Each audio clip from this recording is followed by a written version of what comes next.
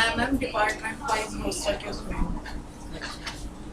अभी इसको मिलेंगे ना हम लोग मीटिंग जो आप इसको अब काम करना भी वो मैंने एक भेजा था पौंडीचेरी वाला। हाँ मैं वो देखता हूँ। वो लोग भी करते हैं। ठीक है तो इस बार यहीं नीचे ही करेंगे मीटिंग छोटे कमरे में। सीधी शर्मा जी की है और क्रिटिकल सर्वे मैंने बता दिया। बागला जी के लिए पूछ रहे हाँ, हो? हाँ। मैंने उनको यही बताई। उन्होंने मुझे बोला था खरीद के लाना, आज दोपहर बंद है। में मेरी बात हुई है। तो सबको बोलते रहते हैं मतलब। कल शाम को मुझे शर्मा बोला is the best for a beginner. मैंने पूछा किस लेवल की फोन आया था आपके पास। हाँ, मेरे हस्बैंड ने कहा कि वो कोई किताब पूछ रहे हैं। मैंने कहा एक तो कल रिलीज हुई है हिस्ट्री ऑफ इंडियन फिलोसफी, कल मैं वहाँ गई थी, लेकिन वो तो काफी बड़ी लेवल की है। ये बिगिनर के लिए तो ये क्योंकि कल वो कहते हैं खरीद लाना वहाँ से, लाइब्रेरी में हो, वो बुक स्टोर में होगी। बुक स्टोर आज बंद है यहाँ। यहाँ पर तो मिलेगी भी नहीं, यहाँ नहीं मिलेगी। तो चौखंबा या कहीं मिलेगी। वो ऑनलाइन मंगा दूंगा। हाँ, ऑनलाइन मंगा दो। Critical survey of Indian CD Sharma. ठीक है नमस्कार। ये सारी हिंदी में भी उपलब्ध है, इंग्लिश में भी, जिसमें मर्जी। ये कौन सी छोटी वाली है जो मैम मतलब नहीं मैं किसी और के लिए मंगा रहा हूँ। ये कोई चाह रहा था doctor CD Sharma critical survey of Indian philosophy. छंद का आपने देखा था? मैंने भेजा था छंद। मैंने प्रिंट किया पर पढ़ा नहीं है वो। अच्छा। अब चलते चलते ही दिखाई आप, मैंने देखा कि आपने तो भेजा है। उसमें खासकर जो हम लोगों के छंद आए हैं ना, उन्हीं छंदों को लिया है। छंद तो बहुत सारे हैं। ये काफी पॉपुलर भी है और बार बार यूज हुए हैं नीति शतक में। सर आप इसके प्रिंट आउट निकलवा सकते हैं। मैडम ने भेजे हैं ना? पढ़ने में थोड़ा सा मुश्किल है। कहाँ से निकलवाएं? चलो करते हैं। अभी तो निकलवा नहीं सकते। अभी तो कल नहीं निकलेगा, नहीं तो मैं ही हाँ। निकल तो उसको अगले देख अगली लीजिएगा। बार के लिए तो कोई प्रॉब्लम नहीं है। उसको देख लीजिएगा। ये है ना कोई जो हम लोग चर्चा कर रहे थे, लगभग वही सारा विषय उसमें आ गया है। तो उसके आगे वाला श्लोक हम लोग देखते हैं। एक ये अंत में हम लोगों ने आर्य छंद वाला देखा था। सिंहा शिशुरपि निपतति मद मलिन कपोल भित्तिषु गजेषु प्रकृतिरेयं सत्त्ववतां न खलु वयस तेजसो हेतु। कि जो एज है, आयु है, वो व्यक्ति के कोई क्राइटेरिया नहीं है कि यही एज के अकॉर्डिंग वो तेजस्वी होगा, पराक्रमी होगा, बुद्धिमान होगा। ये पिछली बार कराया था जो लास्ट श्लोक उसको हाँ एक बार दोहरा सिंह शिशुरपि निपतति निपतति मद मलिन कपोल भित्तिषु गजेषु प्रकृतियं सत्त्ववतां न खलु वयस तेजसो हेतु। तो न खलु वयस तेजसो हेतु, ये ऐसी लाइन है जिसको आप कभी भी कहीं भी कोट कर सकते हैं। तो इस कारण से इसको हम अर्थांतरन्यास बोलते हैं। अर्थांतरन्यास अलंकार। न खलु वयस तेजसो हेतु मतलब कोई एज ऐसा फैक्टर नहीं है कि वो एज के अकॉर्डिंग ही कोई व्यक्ति बहुत बुद्धिमान हो या पराक्रमी हो। राहुल गांधी नहीं तो राहुल गांधी पर चुटकुले नहीं बने होते। उसके क्या बताया आपने? अर्थांतरन्यास।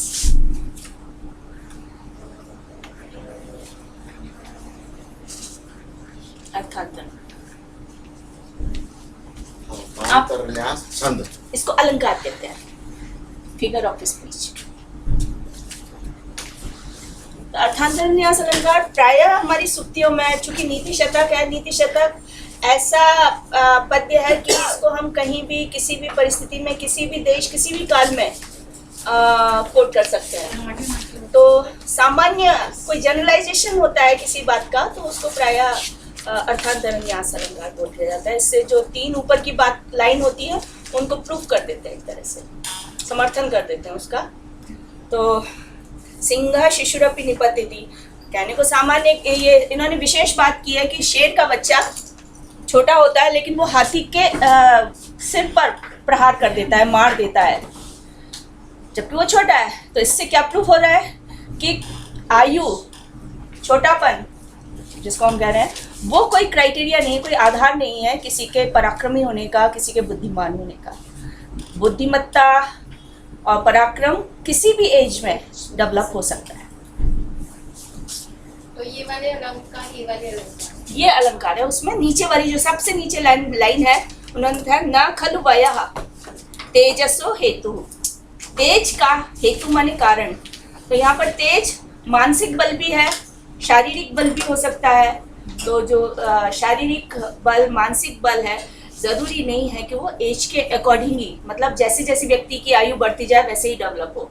बड़े बड़े व्यक्ति हो जाते हैं लेकिन उनमें अंदर से पराक्रम, शौर्य नहीं होता है।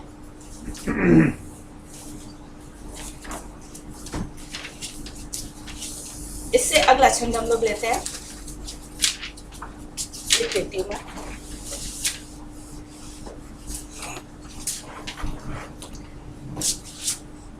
जातिर यातु रसातलम। ये कौन सा नंबर होगा मैम? ये किताब में है 39 के आसपास कहीं हो सकता है। 39 है। जातिर्यातु रसातलम गुण गणः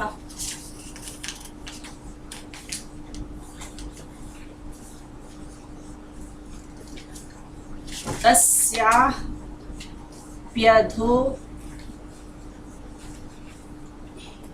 गच्छता।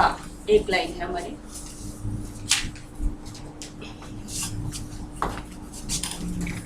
शीलम शैल 40 तटात पतत पतत्वाभिजनः संदय्यताम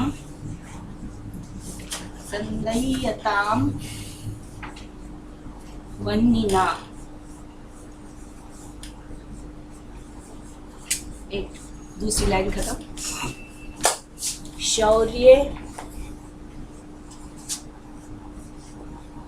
वैरिणी वज्र माशु निपतत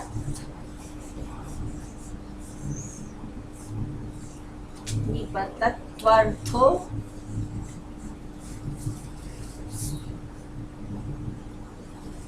निपतत्वर्थोस्तु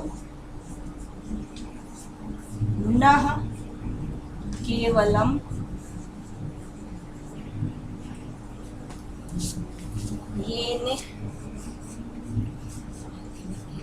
येनैकेन विना गुणास्त्रीणलव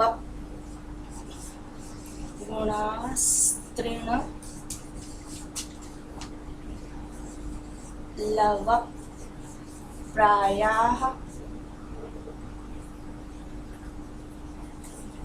समस्ता इमे। बड़ा छंद है। बड़ा छंद में हम लोग कौन सा छंद पढ़ चुके हैं जो अब तक सबसे बड़ा था? वो है शार्दूल। शार्दूल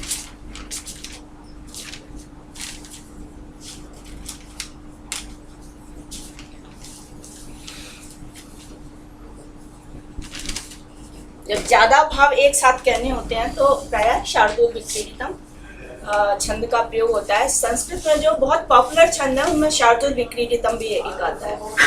और इससे बड़ा जो बहुत पॉपुलर है उसको हम स्रग्धरा कहते हैं। स्रग्धरा।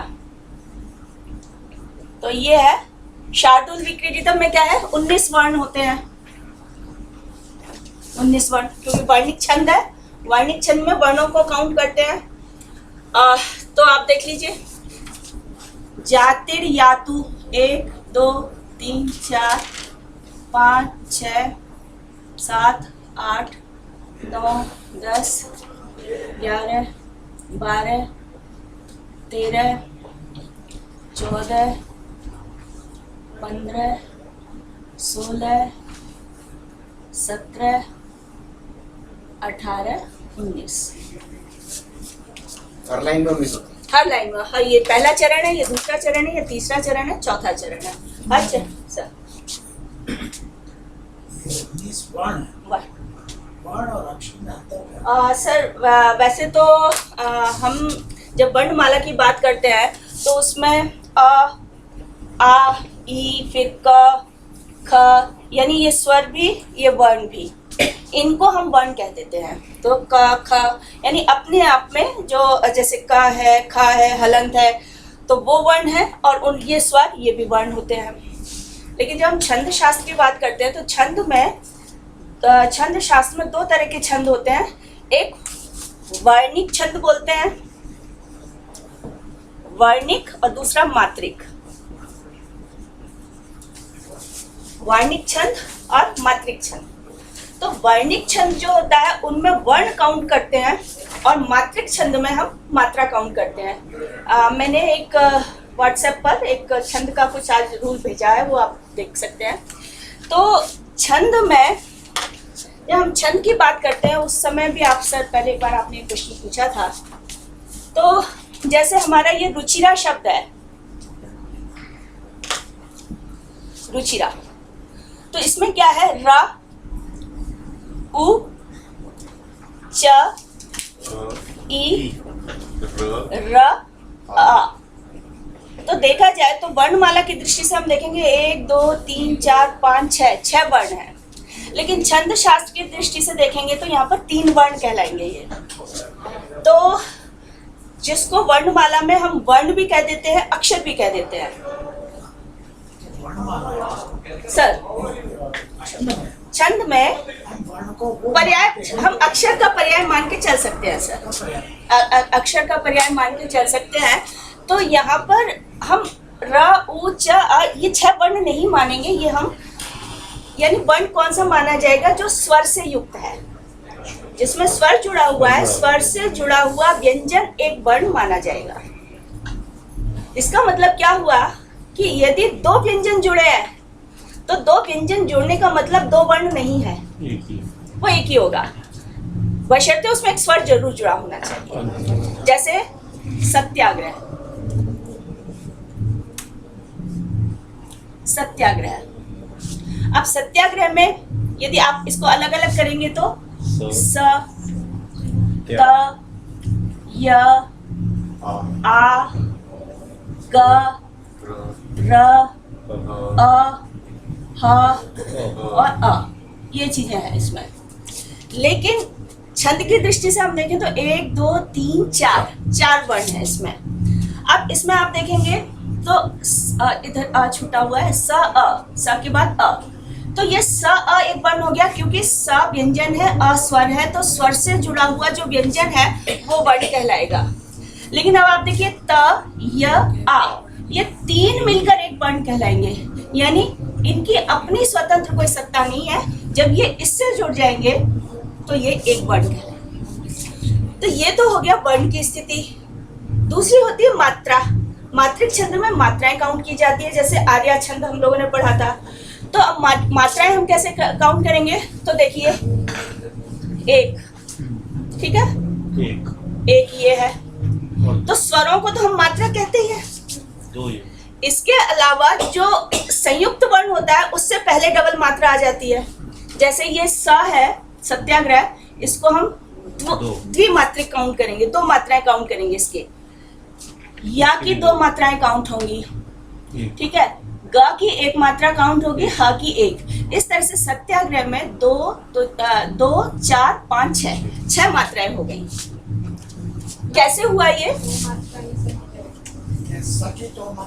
क्योंकि कंबाइंड वो है, नेक्स्ट इसके आगे कंबाइंड। मैंने एक नियम आपको भेजा है, उसमें मतलब डबल हम किसको गुरु किसको मानते हैं? गुरु के लिए हम ऐसा संकेत देते हैं, लघु के लिए हम ऐसा संकेत देते हैं। इसकी 2 मात्राएं होती हैं और इसकी 1 मात्रा होती है, ठीक है। इसलिए इसको हम, तो कौन कौन से वर्ण गुरु होते हैं इसका एक नियम है। तो सबसे पहले तो जिनमें हम आ, ई दीर्घ मात्राएं लगाते हैं, जिनमें दीर्घ मात्राएं स्वाभाविक है वो गुरु कहलाता है, उसकी 2 मात्राएं होंगी। इसी तरह से ए, आई। एक जो अनुस्वार होता है, जिस वर्ण के ऊपर अनुस्वार होगा उसको गुरु काउंट किया जाएगा। जिस पर विसर्ग लगा होता है वो गुरु काउंट होता है। ये तो सामान्य वर्ण माला में ही हम इनको इस तरह से लेते हैं।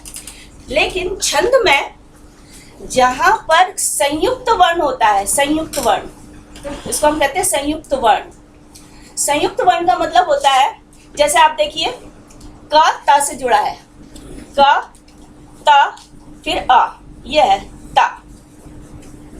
तो ये क संयोग से है, स्वतंत्र नहीं है, इसमें स्वयं में कोई मात्रा नहीं लगी है, ता के साथ है। तो संयुक्त वर्ण पीछे हो तो उससे जो पहले वाला होता है, जैसे त और य, त्या ये संयुक्त वर्ण है, उससे पहले जो स है उसको गुरु माना जाता है छंद में। इसी तरह से देखिए ये ग्र है, ग में भी र जुड़ा हुआ है, तो उससे पहले वाला भी, यहाँ तो आ के कारण तो वो गुरु है ही। मान लीजिए यदि ये ऐसा होता तो भी हम यही मात्रा लगाते। समझ में आ रही बात कि ग और र और फिर अ, तो इसका मतलब ये दो व्यंजन है, ये संयुक्त है, तो संयुक्त होने के कारण ये गुरु हो गया। यद्यपि हमने इसको सत्याग्रह लिखा था, मान लीजिए सत्याग्रह है तो भी हम इस पर गुरु का चिन्ह लगाएंगे क्योंकि ये संयुक्त वर्ण है।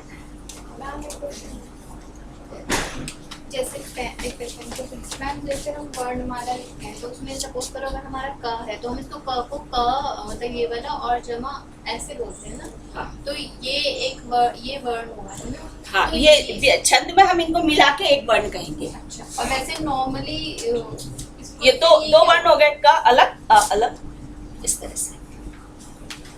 तो इसको अक्षर कहते हैं, वर्ण कह देते हैं, लेकिन जो वर्णित छंद है उनमें इन्हीं की वैल्यू होती है, हम मात्राएं नहीं काउंट करते हैं। और जो आर्या छंद पढ़ा था उस आर्या छंद में मात्राएं, वर्ण कितने हैं उसका महत्व नहीं होता, उसमें मात्राएं कितनी हैं, मात्रा पहले चरण में, दूसरे में, तीसरे में, चौथे में, ये अलग अलग होती है।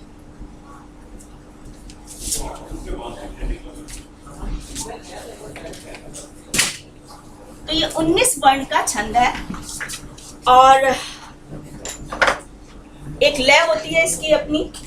इसमें जो लक्षण है सूर्य अश्व, सूर्य का मतलब 12 और अश्व का मतलब होता है 7। तो पहले सूर्य 12 वर्णों के बाद यानी 12 अक्षर के बाद और फिर 7 अक्षर के बाद यति होती है। यति विश्राम को कहते हैं, रुकने को कहते हैं। छंद चूंकि लंबा होता है, सांस टूटती है तो भाव टूट जाता है, इसलिए नियम बना दिया है कि पहले 12 अक्षर के बाद, 12 वर्ण के बाद और फिर अंत में, क्योंकि 12 और 7 19। तो इस तरह से अब आप देखेंगे तो 12 गुण गणः, यहाँ पर हम सांस तोड़ सकते हैं। जातिर्यातु रसातलम गुण गणस तस्याप्यधो गच्छता, तस्याप्यधो गच्छता। फिर 7 वर्ण हो रहे हैं बाद में, 13, 14, 15, 16, 17, 18, 19। इसको हम पादांत भी कह देते हैं, पाद का अंत। ये जो 4 चरण है, चरण यानी पैर, पैर यानी पाद, तो पाद का जो अंत है पादांत, पादांत में यति होती है। ये प्रत्येक छंद में पादांत में यति मिलती है। तो जातिर्यातु रसातलम गुण गणस तस्याप्यधो गच्छता, शीलम शैल तटात पतत वभिजना। यहाँ पर अपने आप सांस टूटती है छंद के अनुसार ही, लय जो है शार्दुल की उसके अनुसार करते हुए अपने आप ही विश्रांति आ जाती है। शीलम शैल तटात पतत वभिजना संदह्यताम वन्य। तो ये 7 हुए। शौर्ये वैरिणी वज्रमाशु निपतत त्वर्थोस्तु नः केवलम येनैकेन विना गुणगणास्त्रण लव प्रायः समस्ता इति। तो इस तरह से करके इसको 12 और 7 पर विराम दिया जाता है। अच्छा, वर्णों का क्रम क्या होता है?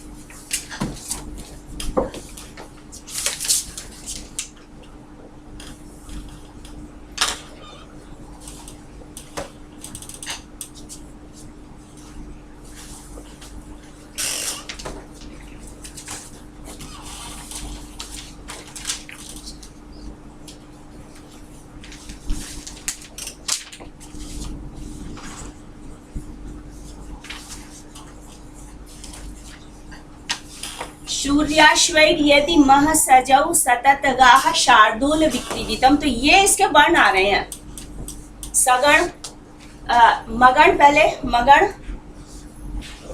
सगण, जगण, तगण, फिर तगण और फिर गुरु।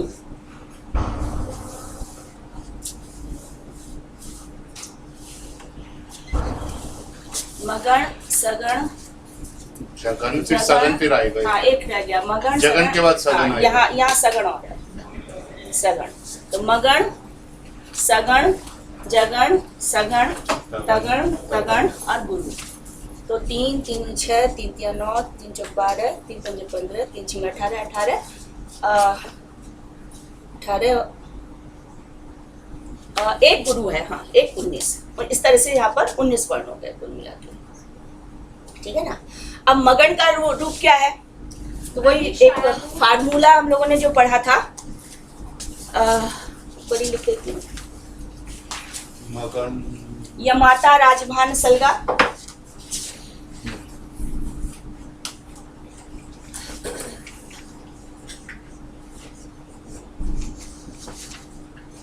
इनमें आप 3 3 के जोड़े बनाते रहते हैं ऐसे, तो वही इनका स्वरूप हो जाता है। जैसे मान लीजिए मगन है, ठीक है।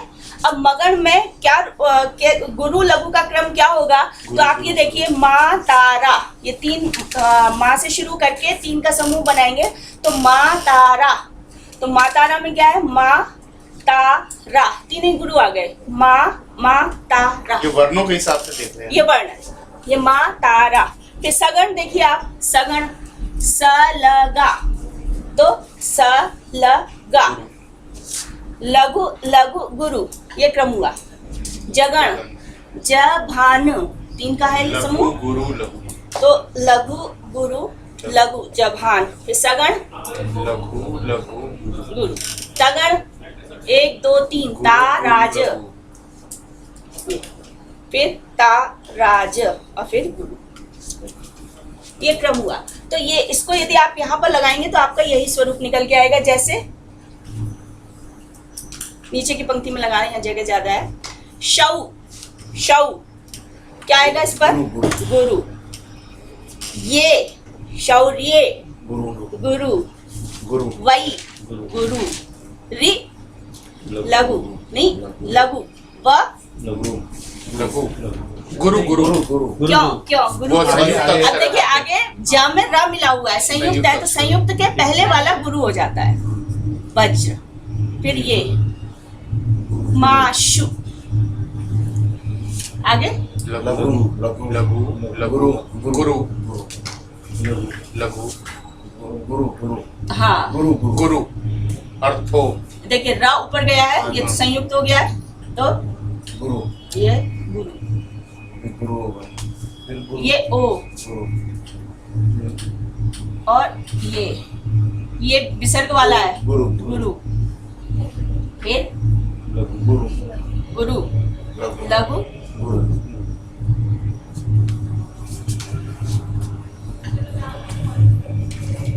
ठीक है।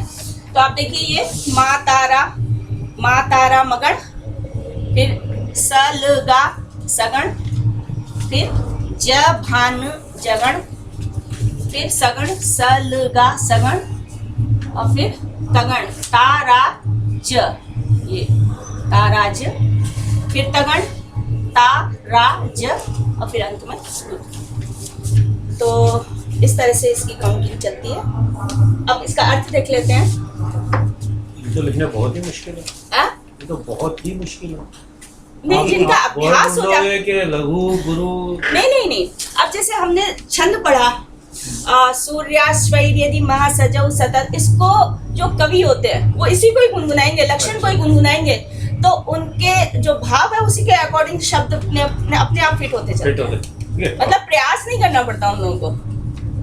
ये हम अगर सोचेंगे हम लिखना चाहें तो उसके लिए अभी भाषा पर, शब्दकोश पर बहुत कमांड बहुत होना चाहिए, ताकि उसी के अनुसार हमारा शब्द निकल के आए, शब्द वही निकल के आए जो मात्रा पर। मात्रा।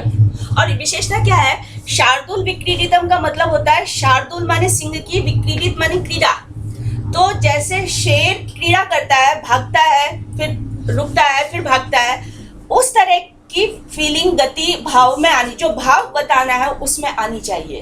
तभी सूर्य और अश्व है। हाँ, तो सूर्य और अश्व का तो मतलब ये हमारे जो संस्कृत में काउंटिंग है वो काउंटिंग का तरीका है, गिनती है ये हमारी। सूर्य का मतलब हमने 12 क्यों लिया? क्योंकि सूर्य 12 माने गए हैं, 12 राशियां हैं, हर राशि पर सूर्य की जो संक्रांति होती है उसके अनुसार जहां जहां भी यदि काउंटिंग करनी है और आदित्य लिखा हुआ या सूर्य लिखा हुआ मिलेगा तो उसका मतलब हम 12 लेंगे। अश्व का मतलब सूर्य की किरणें हैं, और अश्व व्याप्त हो जाती हैं सूर्य की किरणें, इसलिए उन्हीं को सूर्य के रथ के घोड़े भी कहा जाता है और पुराणों में। तो वो चूंकि 7 है इसलिए जहां भी अश्व शब्द आएगा उसका मतलब 7। समुद्र, अवधि ऐसा आएगा तो उसका अर्थ लिया जाएगा 4। नेत्र 2, चंद्र 1। तो इस तरह से संख्याएं निश्चित हैं। ये छंद शास्त्र में विशेष रूप से प्रयोग की जाती हैं, और यत्र तत्र कहीं कोई काउंटिंग इकट्ठा लक्षण बता के उसका स्वरूप बतलाना है तो वहां पे उन्होंने जैसे ध्वनि के कितने भेद होते हैं तो मोहम्मद कहते हैं अवधि, भूत, रसादी नाम, ऐसा कर देते हैं। तो अवधि 4, भूत 5 महाभूत हो जाते हैं, रस 6 रस 6 हो जाते हैं। तो इस तरह से इनकी काउंटिंग चलती है। ये यमाता राजभांजो ये तो इंद्र वज्रा और उपेंद्र वज्रा का नहीं, ये तो हमें गणों का स्वरूप बतला रहा है। अच्छा। यगण का क्या स्वरूप होगा, मगन का क्या स्वरूप होगा, तगन का क्या होगा, रगन का क्या होगा, जगन का, भगन का, नगन का, सगन का, इनका स्वरूप क्या बन रहा है, यानी कहाँ लघु और गुरु का क्रम क्या होता है, तो वो चीज है।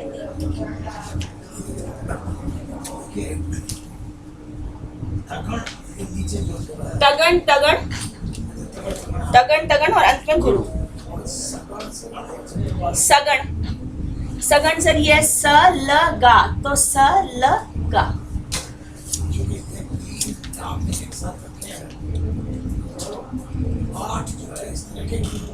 हाँ 8 गण। मेरस तजम गैलांतई ए भी यूं कहा जाता है कि इन 8 गणों से हमारा सारा वांग्मय व्याप्त है। तो और 3-3 का जोड़ा होता है इनका, 3-3 का समूह मान एक गण का होता है। ठीक है, अब देखिए अर्थ। जातिर्यातु रसातलम, जो मुख्य भाव ये कहना चाह रहे हैं कि व्यक्ति के जीवन में या व्यक्ति अपने जीवन में सबसे अधिक इम्पोर्टेंस किसको देता है या जिसके बिना लाइफ चल ही नहीं सकती है, तो उस एक तत्व के कारण उस एक चीज को प्राप्त करने के लिए व्यक्ति हर चीज का, हर गुण को छोड़ने के लिए तैयार हो जाता है। तो उस विषय में ये कहते हैं जातिर्यातु, व्यक्ति को अपनी जाति का गौरव होता है, हम अमुक जाति के हैं। ठीक है, जाति यातु रसातलम, जाति रसातल में चली जाए यानी उसका कोई आवश्यकता ही नहीं, उसको भी हम छोड़ने के लिए तैयार हैं। रसातल, अब जैसे हम छंदों की बात कर रहे थे अभी, अवधि, भूत इत्यादि संख्याएं होती हैं। इसी तरह से भुवन शब्द एक आता है। लोक, लोक कितने हैं तो कहीं 7 कहीं 14 लोक ऐसे माने जाते हैं। तो जो रसातल है वो पृथ्वी के नीचे के 7 लोक, और भू भुवा स्व मह जन तपह सत्य, ये पृथ्वी के ऊपर के 7 लोक। तो इस तरह से करके 14 लोकों की गणना की जाती है। तो रसातल पृथ्वी के नीचे, अतल, पितल, सुतल, तलातल, रसातल, महातल और पाताल, ये क्रम उनका माना जाता है। तो जातिर्यातु रसातलम, जाति रसातल को चली जाए, खड्डे में जाए, बिल्कुल शब्द जो एकदम एक्चुअल है, खड्डे में जाए, इन्हें हमें से कोई लेना देना नहीं है। तो जातिर्यातु रसातलम, गुण गणः तस्याप्यधः गच्छतः गच्छतात, गुण गणः, गुण गण, गुण सद्गुण, दया, दाक्षिण्य, उदारता इत्यादि। तो गुण गणः, गुणानाम गणः, गण समूह को कहते हैं। तो गुणों का समूह जिसको हम वर्चुस कहते हैं, सद्गुण कहते हैं। तो गुण गणः तस्याप्यधः, जो रसातल है उससे भी नीचे चला जाए, तस्यापि, अब इसको अलग अलग करेंगे तो क्या होगा, तस्यापि अधः गच्छतात। यहाँ पर जो च है संधि, यदि हम संधि तोड़कर लिखेंगे तो यहीं पर हम ता लिख सकते हैं, इसको हलंत कर देंगे गच्छतात और फिर यहाँ से चा हट जाएगा, यानी गच्छतात धन शीलम, ये है। तो इसको इष्टुत्व संधि होके ता का चा हो गया और ये जो शा है उसका छ हो गया, तो गच्छता शीलम ये हुआ है। तो गुण गणः, गुणानां गणः, गुणों का समूह, तस्यापि अधः, तस्यापि जाति से भी, जाति तो रसातल में गई, उससे भी अधः गच्छतात, उससे भी नीचे चली जाए, यानी गुणों से भी कोई लेना देना नहीं है, उनको भी छोड़ने के लिए तैयार है। शीलम, वास्तव में ये शीलम है, संधि विच्छेद यदि करेंगे तो इसका, तो शीलम, तो इसको फिर यदि हमने ता उधर ले लिया तो यहाँ पर शील, ऐसा यदि संधि तोड़ कर लिखते हैं, अन्यथा गच्छता शीलम ऐसा पढ़ा जाएगा। शीलम शैल तटात पततु, यहाँ पर तटात पततु, तटात पततु, फिर अभिजनः ऐसे विच्छेद होगा इसका, ठीक है। शीलम शैल तटात, जो सदाचार है, शील है व्यक्ति का, वो शैल तटात, किसी को सुसाइड करना होता है तो ऊपर से कूद पड़ता है, तो कहाँ से कूद जाए, पर्वत से छलांग लगा ले। जो सदाचार है व्यक्ति का, शील है, स्वभाव है, सत स्वभाव है, वो शैल तटात पततु, शैल पर्वत शिखर से, पर्वत के शिखर से गिर पड़े, चला जाए, यानी जाति भी छूट जाए, गुणों का समूह भी छूट जाए और शील स्वभाव भी व्यक्ति का किनारे कर दिया जाए। अभिजनः संदय्यतां वन्निना, अभिजनः, अभिजनः इसको अलग किया ना तो यण संधि है ये, तो पततु अभिजनः, पततु अभिजनः, अभिजनः कुलीनता, कुलीनता उच्च कुल। अभिजनः वन्निना संदय्यतां, वन्नी के द्वारा, तृतीया व्यक्ति है ना, भाड़ में जाए, इसको हम कह देते हैं, जैसे वो खड्ड में जाए तो ये भाड़ में चला जाए, यानी अग्नि में, अग्नि के द्वारा जला दी जाए। जो कुलीनता है वह भी अग्नि के द्वारा जला दी जाए, यानी भाड़ में जाए। शौर्य वैरिणी वज्र माशु निपततु, शौर्य पराक्रमी, पराक्रम, कैसा पराक्रम, वैरिणी, वो जो जिसको गाली जैसे देते हैं ना, वो मुंह जला, वो जो दुश्मन है मेरा, जो दुश्मन है, जो शत्रु है, ऐसा पराक्रम, पराक्रम व्यक्ति करता है, उसके कारण उसको कितनी कठिनाइयां, कितने कष्ट उठाने पड़ते हैं, तब पराक्रम सामने आ पाता है। तो वो जो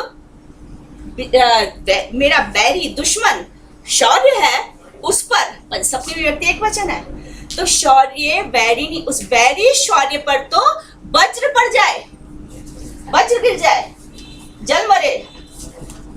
तो वज्रम आशु, आशु माने तत्काल, शीघ्र, आशु वज्रम निपततु, यहाँ पर भी यण संधि है, निपततु, निपततु, तब में उ जुड़ जाएगा, व इधर से उ अलग, अर्थः निपततु, निपततु अर्थः अस्तु। तो जो वो वैरी शत्रुभूत जो पराक्रम है, उस पर वज्र पड़े, यानी पराक्रम से भी कोई लेना देना नहीं है, पराक्रम भी किसी काम में नहीं आता है। निपततु, केवल क्या हो हमारे पास, अर्थः अस्तु नः केवलम, नः अस्माकं, जो षष्ठी के लिए जिसको हम मम आवयो अस्माकं कहते हैं, तो उस अर्थ में नः इसका भी प्रयोग होता है। तो नः माने हमारा, केवल एकमात्र क्या हो, अर्थः, केवल एकमात्र अर्थ ही हमारे पास हो, बाकी ये सब बाहर में जाए, कोई लेना देना नहीं। क्यों, इसकी पुष्टि कर रहे हैं, येन एकेन बिना, उस जिस एक के बिना, उस एकमात्र अर्थ के बिना, गुणा, जो ऊपर के गुण गिनाए गए ना, उत्तम कुल, उत्तम जाति, सदाचार, शिष्टाचार, ये गुण तृण लव प्रायः, लव छोटा सा, छोटे से तिनके के समान हो जाते हैं। इमे समस्ता, ये जो सारे गुण हैं, जाति का है, कुलीनता का है, गुण गणा है, सदाचार्य है, पराक्रम है, तो इमे समस्ताः गुणाः, इसको यदि हम अलग करेंगे तो क्या होगा, गुणाः विसर्ग हो जाएगा, गुणाः और तृण। तो इमे समस्ता गुणाः एकेन येन एकेन बिना, एकमात्र अर्थ के बिना क्या हो जाते हैं, एक तुच्छ तिनके के समान, तुच्छ तिनके के समान, घास के समान निरर्थक हो जाता है। जिस तरह से एक तिनके का कोई महत्व नहीं होता है, उसको कोई भी फूंक मार के उड़ा देता है, वो कहीं से कहीं पहुंच जाता है, तो इस अर्थ के बिना सारे गुण निरर्थक हो जाते हैं। तो इसलिए निपततु, ना पततु गिरना, नि उपसर्ग विशेष रूप से, निशेषेण पूरी तरह से, निपततु, ये है निपततु।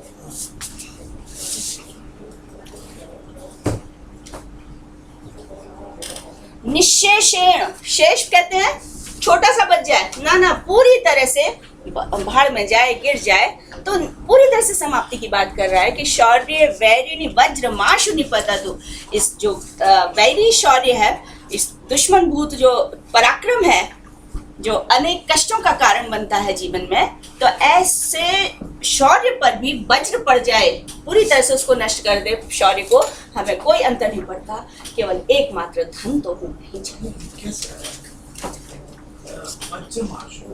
गिर जाए, हाँ निपततु अर्थ अस्तु,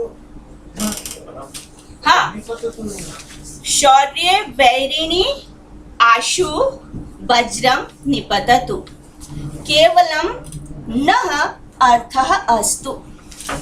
जो अन्वय आप बोलते हैं ना, अन्वय, तो केवलम एकमात्र, न अस्माकम हमारा अर्थ हो, हमारे पास केवल अर्थ हो, बाकी शेष तो भाड़ में जाए।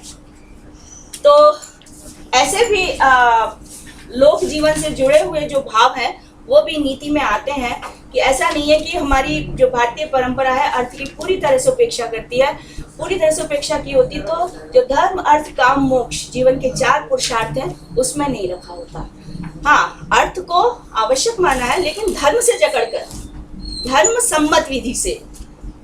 यदि धर्म से हीन अर्थ है तो वो फिर कष्टकारी हो जाता है, निरर्थक हो जाता है, उसके लिए निषेध किया जाता है। लेकिन सामान्य जीवन निर्वाह के लिए अर्थ आवश्यक है। बल्कि कई जगह तो ऐसा भी लिखा मिलता है, यस्यास्ति वित्तम, आगे श्लोक और आ रहा है, यस्यार्थास्तस्य मित्राणि, जिसके पास धन होता है उसी के मित्र बनते हैं, गरीब व्यक्ति का मित्र कोई नहीं होता है। अभी कब हुए ये कब हुए थे? भर्तृहरि का 6th सेंचुरी। हाँ, मतलब इतने दिन से सब जगह चल रहा है, मतलब अभी कुछ सभी लोग अभी खराब नहीं हुए। ये ऐसे भाव हैं जो हर युग में आपको मिलेंगे, उससे दूर व्यक्ति नहीं जा सकता। यही नीति के पद्य हो जाते हैं जिनकी हर युग में, हर परिस्थितियों में, हर व्यक्ति के लिए आवश्यकता होती है। ठीक है, आगे चलते हैं। ये ने उस टाइम भी क्योंकि सब लोग बोलते हैं ना, बड़े लोग तो होते हैं पैसों के सब यार है, इस टाइप से, इस टाइप की हाँ, चीजें वही हमारे वही बड़े वही लोग- तो यस्यास्ति वित्तम स नरः कुलीनः, आगे वाला पद्य हम देखेंगे तो उसमें यही है कि जो सारे गुण हैं, जिसके पास धन है व्यक्ति उसी को, देखिए कहीं पर कोई एकेडमिक फंक्शन है, ठीक है, कन्वोकेशन है, तो भी किसको, कोई जो बड़ा सेठ है उसको बुलाया जाता है चीफ गेस्ट बनाकर। क्यों? कुछ दे जाएगा वो, तो क्यों? और उसी इतने गुण गाए जाते हैं, इन्होंने इतने विद्यालय खुलवा दिए, इतना करवा दिया, और क्यों? जिसके पास है धन वही कुलीन है, वही रूपवान है, वही गुणवान है, वही एकदम ज्ञानी है, वेदज्ञ है, उसी को सब गुण उसी के गाते। तो ठीक है, स्पष्ट है भाव इसका, आगे चलते हैं।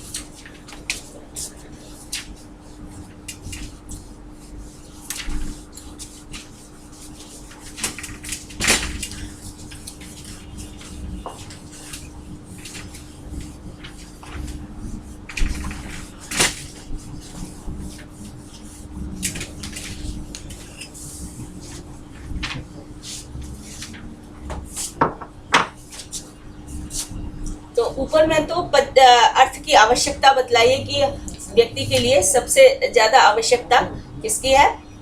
धन की होती है, अर्थ की होती है, अन्यथा उसके बिना सारे गुण निरर्थक हो जाते हैं। यह भी उसी तरह का भाव है, यस्यास्ति वित्तम स नरः कुलीनः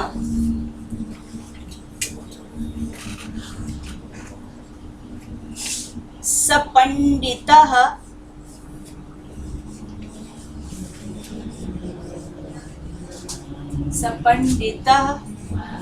स श्रुतवान्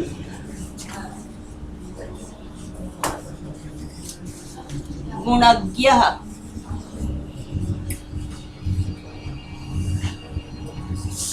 स एव वक्ता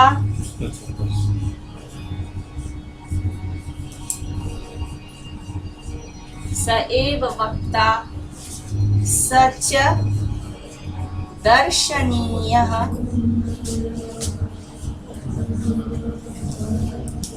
सर्वे गुणा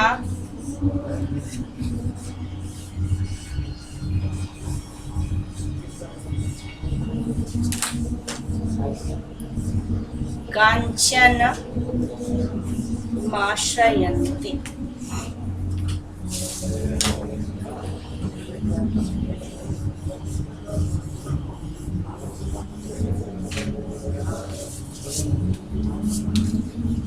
सर्वे गुणा, सभी गुण किसके आश्रय से रहते हैं? कांचन, कांचन सोने को कहते हैं, गोल्ड।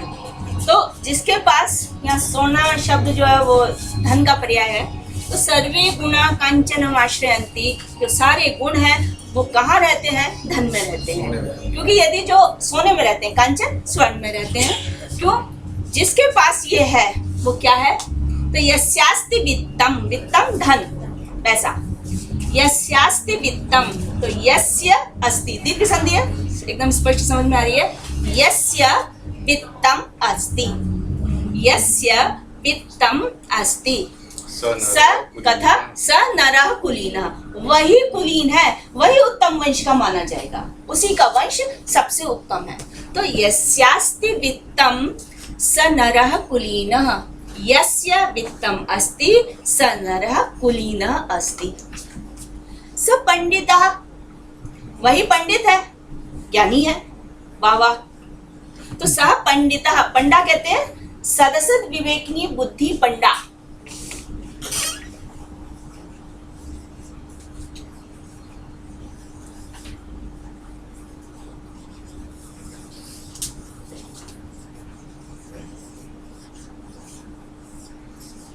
ये पंडित और पांडु आर रिलेटेड कहीं पे इन टर्म्स ऑफ शब्द की उत्पत्ति के लिए?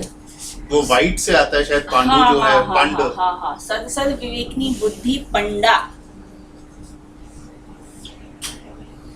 और पंडा अस्ति अस्य,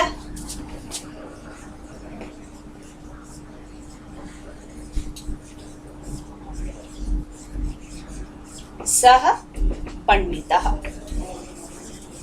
यानी सत और असत। सत कहते हैं उचित, असत अनुचित। उचित क्या है, अनुचित क्या है, ठीक क्या है और गलत क्या है, इसका जो विवेक करती है। विवेक शब्द साधारण ज्ञान के लिए नहीं आता है।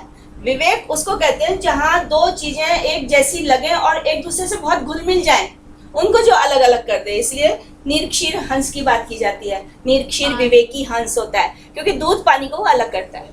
तो सद और असद में बहुत हल्का, एक बहुत बारीक लाइन होती है, और कब असत सत बन जाए, सत असत बन जाए, इसको जो विवेक कर ले, इसको जो अलग अलग कर ले, ऐसी बुद्धि पंडा कहलाती है। और पंडा जिसके पास है उसको पंडित कहा जाता है। यानी पंडा से युक्त, बुद्धि से युक्त, सदसद विवेकनी बुद्धि से युक्त, उसको पंडित कहते हैं, यानी ज्ञानी। तो सह पंडितः, वही पंडित है, सश्रुतवान, श्रुत ज्ञान, जो शास्त्र का अब देखिए पंडित में और श्रुतवान में, ये पंडित व्यवहारिक ज्ञान के लिए आ जाता है, क्योंकि सद असद का विवेक ये व्यवहार से जुड़ा हुआ है, और श्रुत कहते हैं शास्त्र ज्ञान। तो सश्रुतवान, वही श्रुत से युक्त है। हमने वतुप प्रत्यय पहले पढ़ा हुआ है इससे पहले सेमेस्टर में। तो श्रुत से वतुप या तो श्रुतवान, जैसे बुद्धिमान होता है, बुद्धिमान, इसमें वतुप की जगह मतुप हो जाता है। जहाँ ई उ ऐसे आते हैं वहां मतुप, और जहां पर आ आता है वतुप से पहले तो वहां पर अकारांत से के बाद में वतुप। तो श्रुतवान युक्त अर्थ में आता है। हिंदी में भी हम ऐसे बहुत से प्रयोग करते हैं, गाड़ीवान, धनवान, तो ये वतुप से ही बने हुए हैं। तो सश्रुतवान, वह श्रुत माने ज्ञानवान है, वही ज्ञान से युक्त है, शास्त्र ज्ञान से युक्त है। स गुणज्ञ, वही गुणों का पारखी है। गुणान जानाति थी गुणज्ञ, जो गुणों को जानता है वो गुणज्ञ। क्या वर्चूज है, क्या सत्य, अहिंसा, उदारता इत्यादि क्या है, वही जानकार माना जाता है जिसके पास धन है। वास्तव में जो गुणी है उस गुणी के तो गुण निरर्थक हो जाते हैं यदि अर्थ नहीं है, जैसा कि पहले श्लोक में हम देख रहे थे। तो स पंडितः सश्रुतवान गुणज्ञ, वही गुणों का। स एव वक्ता, वो जो बोलता है लोग वाह वाह करने लगते हैं, वाह क्या बात है।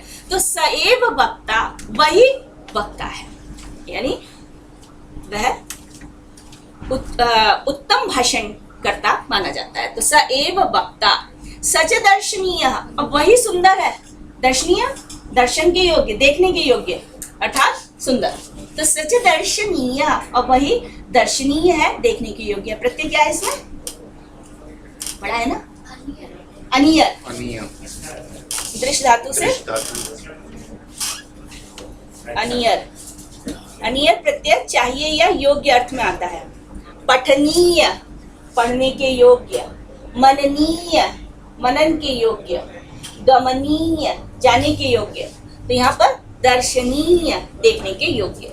सएव वक्ता सच दर्शनीय, वही वक्ता है और वह दर्शनीय है, सुंदर है। क्यों? तो ऊपर की 3 पंक्तियों का समर्थन सर्वे गुणा कांचनम आश्रयन्ति, इससे हो रही है। तो अर्थांतर न्यास, तो सर्वे गुणाः कांचनम आश्रयन्ति, सारे गुण स्वर्ण के ही आश्रित होकर रहते हैं, अर्थात धन के आश्रित होकर रहते हैं। तो इसलिए जीवन में धन भी आवश्यक है। इसमें छंद क्या है? छंद ये आ चुका है पहले आप वर्ण गिन लीजिए तो हम देखते हैं कि कितने वर्ण वाला छंद है। गिन के बताइए।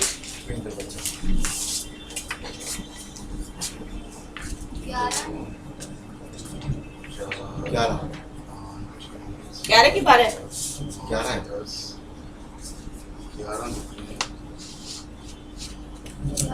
सब क्या 11 कह रहे हैं तो मैं भी मान लेती हूँ।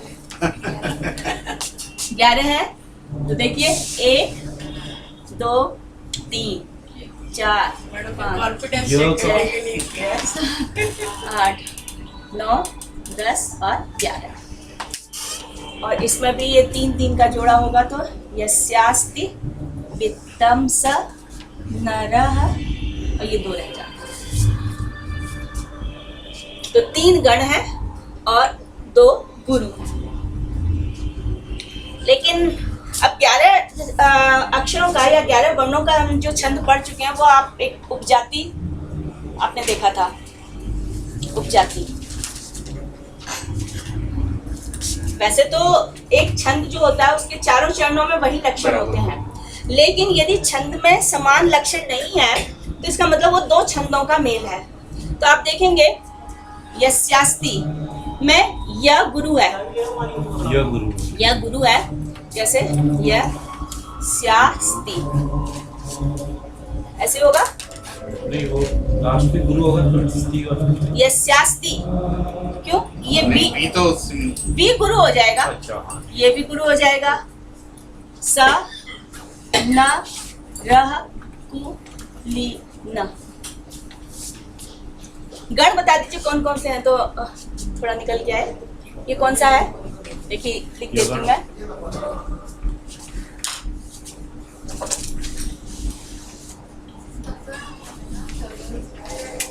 ग। तो आप देखिए गुरु गुरु लघु, गुरु गुरु लघु, ये आ रहा है देखिए, तगड़ है ना। फिर ये भी गुरु गुरु लघु, ये भी तगड़ आ रहा है, तो तगड़ तगड़, और ये फिर है लघु गुरु जभान, लघु गुरु लघु, तो ये जगण और ये दो गुरु।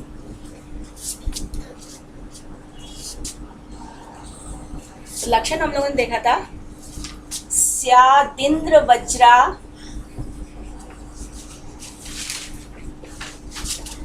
यदि तौ जगौ गह, तौ में द्विवचन है तो दो तगण, जगण और फिर गुरु। तो जहां पर दो तगण एक जगण और अंत में दो गुरु होते हैं उसको इंद्र वज्रा छंद कहते हैं।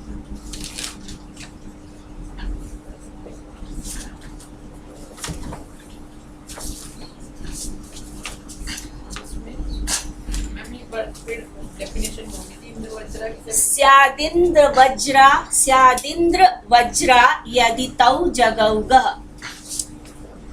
स्यादिंद्र वज्रा, आज मैंने आप लोगों को व्हाट्सएप किया ये वाला, ठीक है, जो अपन के बार बार आ रहे हैं वो वाले छंद है उसमें। स्यादिंद्र वज्रा यदि तौ जगौ गह, तो यहाँ पर भी तगण तगण जगण गुरु। इसमें देखिए, इसमें लगाएंगे तो क्या आ रहा है बताइए, लघु गुरु लघु, फिर गुरु गुरु लघु गुरु लघु, लघु लघु गुरु लघु गुरु। तो ये क्या क्या है यहाँ पे, ये एक तो छोटे वाला है, इसकी कैसे समझाते हैं? क्या मैम ये एक तो छोटे वाला है, तो ये गुरु छोटे वाला या कैसे बनता है, जब आप अ और ई दो को मिलाते हैं तो ए बनता है, तो दो मात्रा दो स्वर मिल गए इसलिए ये गुरु हो गया, ठीक है। तो स एव, अब ये कौन सा गण हुआ, जभान जगण, ठीक है, और ये तगण, ता राज, स च द, अच्छा र, स च दर, ये है, तो लघु लघु गुरु, लघु लघु गुरु, सगण सगन सगण, और ये गुरु तो हो गए।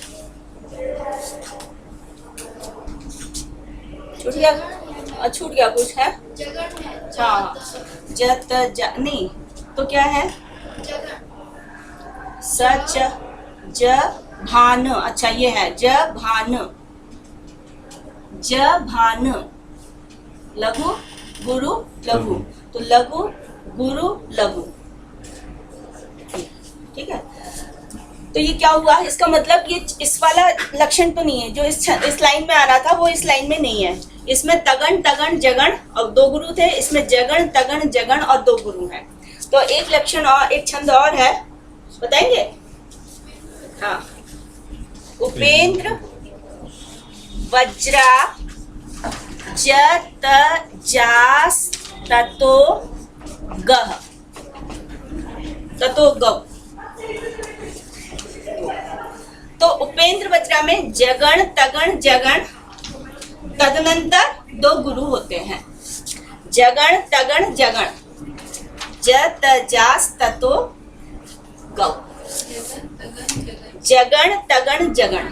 तो इसका मतलब ये जो पंक्ति है वो उपेंद्र वज्रा की हुई। ये पंक्ति भी जो है आप देखिए, स लघु गुरु लघु, यानी ये पंक्ति भी उपेंद्र वज्रा की है, दूसरी पंक्ति भी ये इंद्र वज्रा की है, ये उपेंद्र वज्रा है, ये उपेंद्र वज्रा है, ये नीचे वाली ये गुरु गुरु लघु, यानी पहले से मिलती है। तो ये दो बीच की पंक्तियां तो उपेंद्र वज्रा है और पहली और अंतिम पंक्ति इंद्र वज्रा की है। तो जहां दो छंद इंद्र वज्रा और उपेंद्र वज्रा मिलके, यानी ऐसा नहीं है कि दो दो पंक्ति में आए, हो सकता है कि एक पंक्ति में ही इंद्र वज्रा हो, शेष में उपेंद्र वज्रा हो सकता है दो दो बटे हुए हों, तीन एक के हों, एक अलग हो। तो इस तरह से जहाँ दो छंदों के लक्षण होते हैं उसको उपजाति छंद कहते हैं, वो मिलकर उपजाति छंद होता है।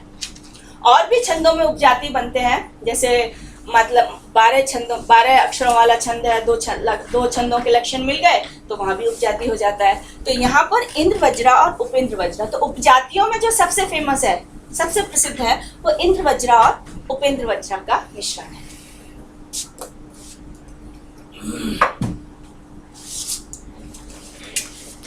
इसमें उपजाति में और भी आते हैं। हाँ, जैसे वंशस्थ और द्रुत विलंबित है, तो ये दोनों 12 के हैं, और यदि किस आधे लक्षण दोनों के मिल जाएं तो उनकी उपजाति 12 अक्षर की उपजाति हो जाती है। वो ये 11 अक्षर वाली है।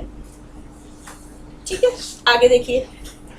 धन चाहिए तो बहुत, धन की आवश्यकता तो होती है, और धन है उसी का समाज में सम्मान भी देखा जाता है, लेकिन उसका उपयोग कैसे किया जाए इस पर भी निर्भर करता है व्यक्ति का सम्मान। तो धन की 3 गतियां होती हैं। आगे, दानम, भोगो, नाशश्च। दानम, भोगो, नाशस तिस्रो गतयो। नाशस तिस्रो गतयो भवन्ति वित्तस्य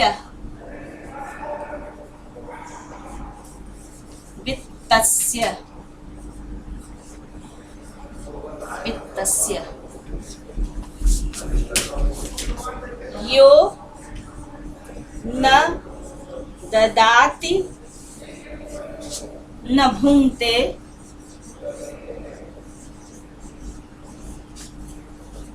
तस्य तृतीया गतिर्भवति।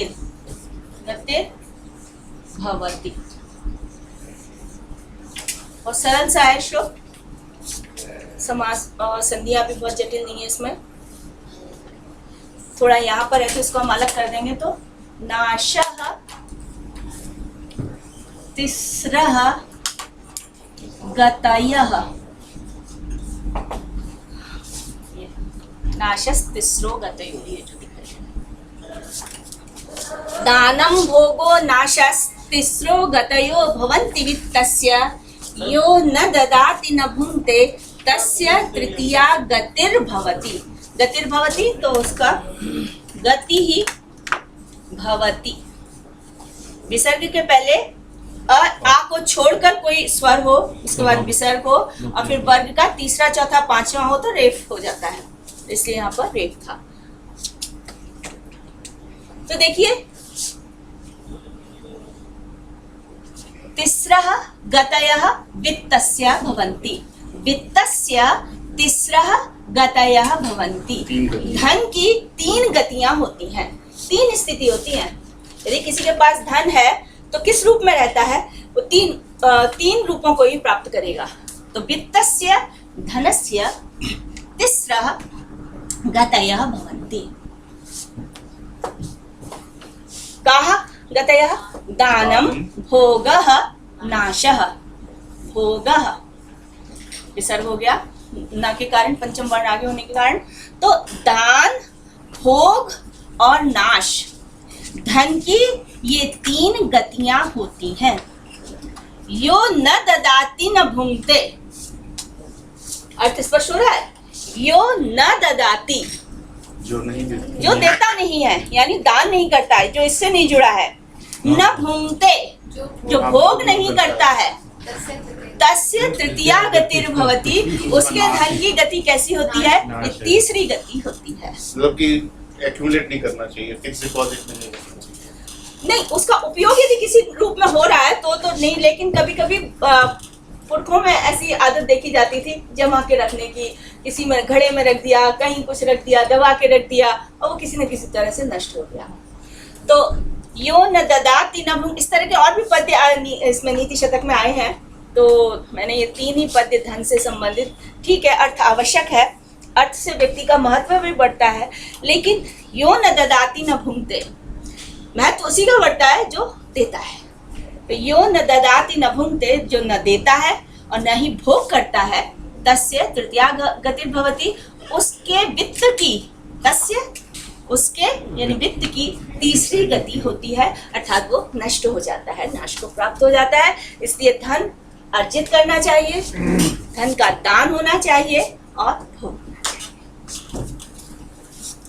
छंद, इसमें मात्रिक छंद है, मात्रिक जिसमें हम मात्राएं काउंट करेंगे।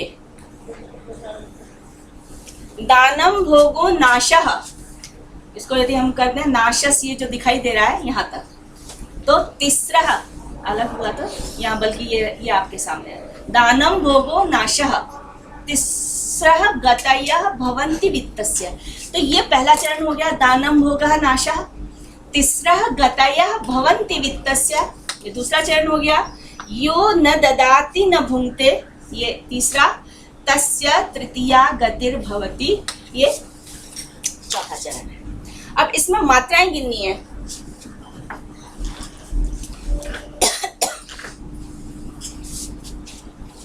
आर्या छंद है, पहले आ चुका है। अज्ञ सुखमाराध्य सुखधर्माराध्य विशेषज्ञ, उसमें आया है।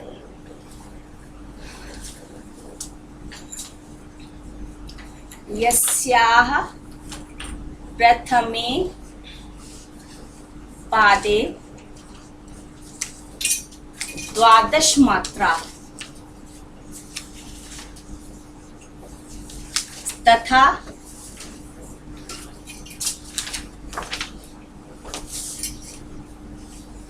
तथा तृतीयेपि, यस्या प्रथमे पादे 12 मात्रास्तथा तृतीयेपि 18, द्वितीये 15,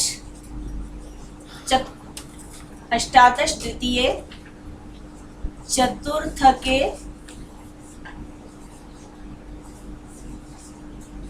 15 सा आर्या।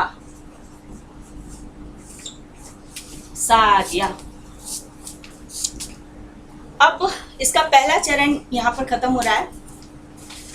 इसको यदि हम संधि विच्छेद करके लिखें तो हमारे लिए समझने में आसान रहेगा। नाशः दानम भोगो नाशः तीसरः, ये एक चरण।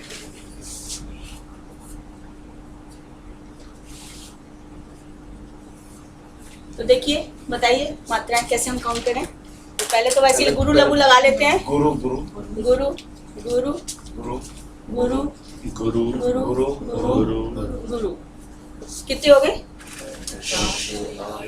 2 4 6 8 10 12। तो यस्या प्रथमे पादे 12 मात्रा तथा तृतीयेपि, तीसरा ये है यो न ददाति न भुंक्ते। गुरु गुरु लघु लघु लघु गुरु लघु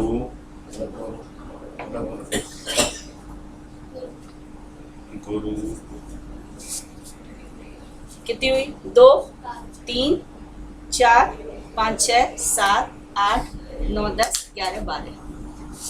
ठीक है, अब आप देखिए यहाँ पर तो 1 2 3 4 5 6 ही वर्ण है हमारे। और यहाँ देखिए 1 2 3 4 5 6 7 8 हैं, लेकिन मात्राएं बराबर हैं। तो इसलिए आर्या के प्रथम और तीसरे पाद में 12 मात्राएं होती हैं।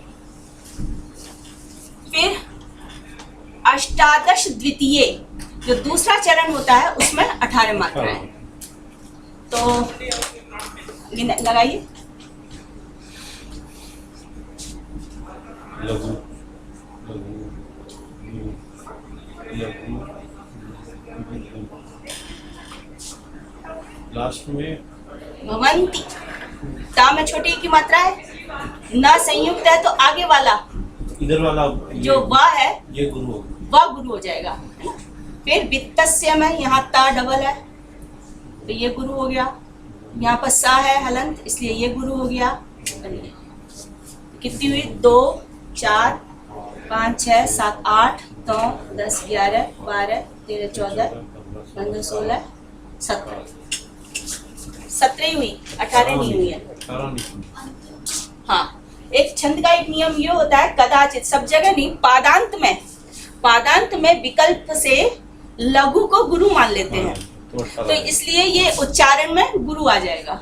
वित्तस्य पादांत है ना, पाद समाप्त हो रहा है, ये दूसरे और सॉरी पहले और तीसरे में नहीं होता है, दूसरे और चौथे में होता है उसमें, क्योंकि वहां हम विराम लगाते हैं, यहाँ 1 का यहाँ 2, तो इस तरह से दूसरे चरण की समाप्ति पर और चौथे चरण की समाप्ति पर वाप पदांते एक नियम होता है, वाप पदांते, उससे पद के पाद वाप पदांते पद के पादांते सॉरी वाप पादांते, तो पाद के अंत में जो लघु है उसको कभी कभी गुरु मान लिया जाता है, गुरु उच्चारण होता है, ठीक है।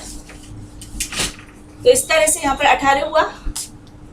फिर चतुर्थ के पंचदश, चौथे में 15, तो इसको भी लगा लेते हैं। गुरु लघु, नहीं ये भी गुरु होगा, क्यों?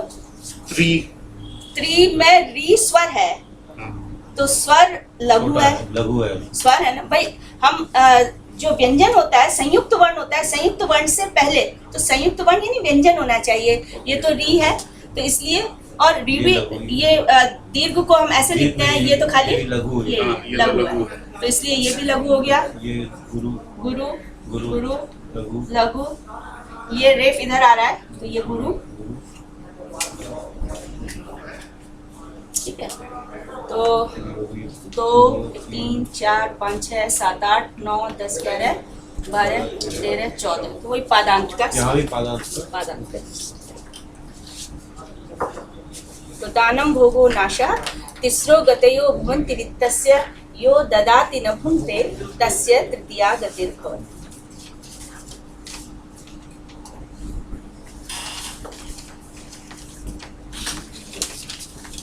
कुछ और देख लेते हैं, अगली बार से हम लोग विदुर नीति के कुछ श्लोक पढ़ेंगे। उसमें इतनी वैरायटी तो नहीं मिलेगी, उसमें ज्यादातर अनुष्टुप ही मिलेंगे हमें, लेकिन जिस तरह से बहुत कुछ उसका अर्थशास्त्र से मिलता जुलता विचार है, क्योंकि राजा को दिया गया उपदेश है। मैडम 14 ही तो हुए। 14 + 1 15 हो गए। हाँ, पंचदश पदांत है ना, पंचदश सार्या पदांत, ठीक है।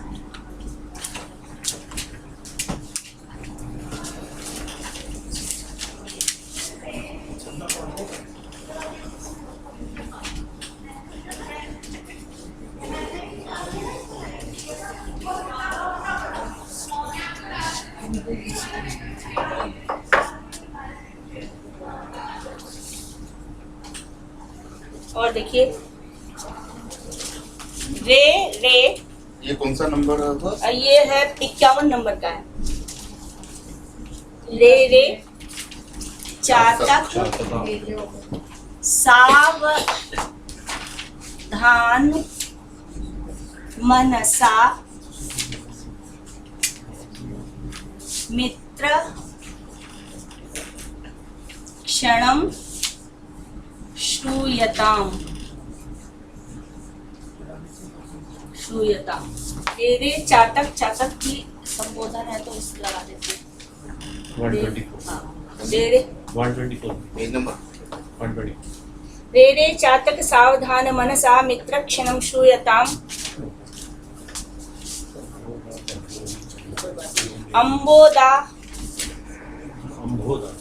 अंबोदा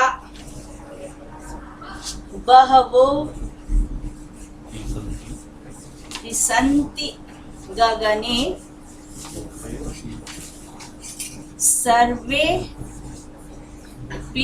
सर्वेपि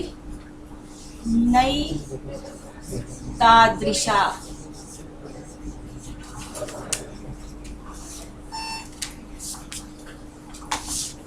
केचिद्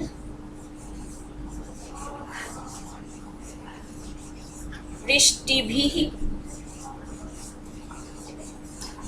रार्दयन्ति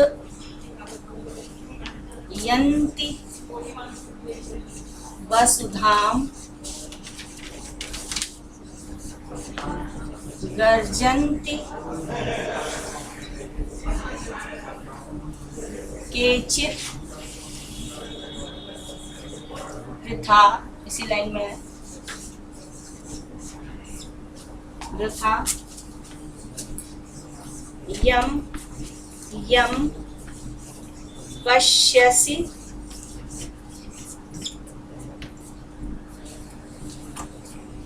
यम यम पश्यसि तस्य तस्य पुरतो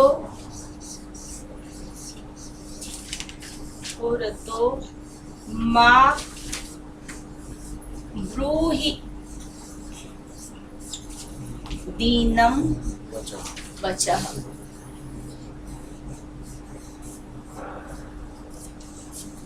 अन्योक्ति प्रधान है ये, इसको आप प्रस्तुत प्रशंसा भी कह देते हैं अलंकारों में, अन्योक्तिया।